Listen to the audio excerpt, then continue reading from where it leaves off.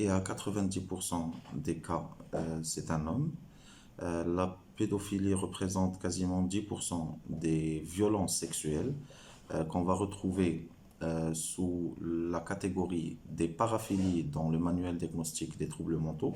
Alors, dans cette catégorie, on va trouver plusieurs troubles sexuels. On va trouver l'exhibitionnisme, le voyeurisme, le fétichisme, le frotteuriste, on va retrouver le sadisme, le masochisme. Ils sont les troubles les plus connus. Alors, le trouble pédophilique, c'est un trouble qui va se déclencher lors de l'adolescence, où on va observer euh, une certaine présence de fantasmes sexuels liés à l'enfant de moins de 13 ans, l'existence d'excitation sexuelle et impulsion sexuelle liées à l'enfant de moins de 13 ans, et que cela durerait plus de 6 mois, avec une souffrance significative, aussi bien pour le sujet lui-même que pour l'enfant, le cas du passage à l'acte criminel, et que cela arrive à affecter la vie sociale, professionnelle, personnelle du sujet. Alors, le pédophile devrait être âgé de plus de 16 ans et qu'il y ait une différence d'au moins 5 ans avec sa victime. Dans ce sens, il est important de distinguer plusieurs types de pédophilie. On va en retenir deux. Ce qu'on appelle la pédophilie exclusive, c'est-à-dire que ce sont des personnes qui ne peuvent présenter ou manifester des excitations sexuelles ou des fantasmes sexuels que liés à un enfant de moins de 13 ans.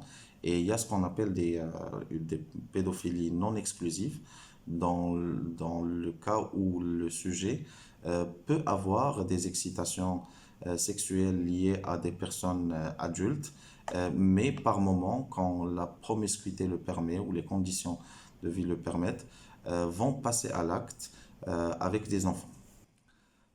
Donc c'est quelqu'un qui subit une forme d'impulsion liée à ses excitations sexuelles qui portent sur des enfants de moins de 13 ans et qui va présenter un certain nombre de caractéristiques particulières dans son mode de vie. Donc on va observer une forme d'isolement, de peu de socialisation, de difficulté d'entrer en contact avec les personnes d'autre sexe du même âge. Et on va observer aussi une certaine estime de soi assez dégradée, assez perturbée.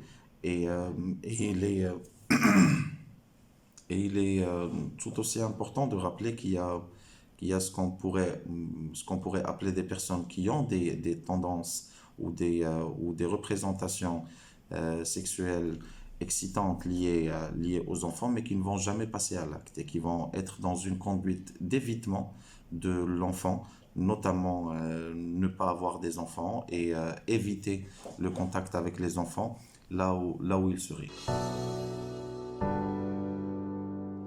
Je pense que jusqu'à un certain âge, ce qu'on pourrait appeler l'âge de la scolarisation, les enfants devraient être sous notre surveillance ou celle des personnes de confiance.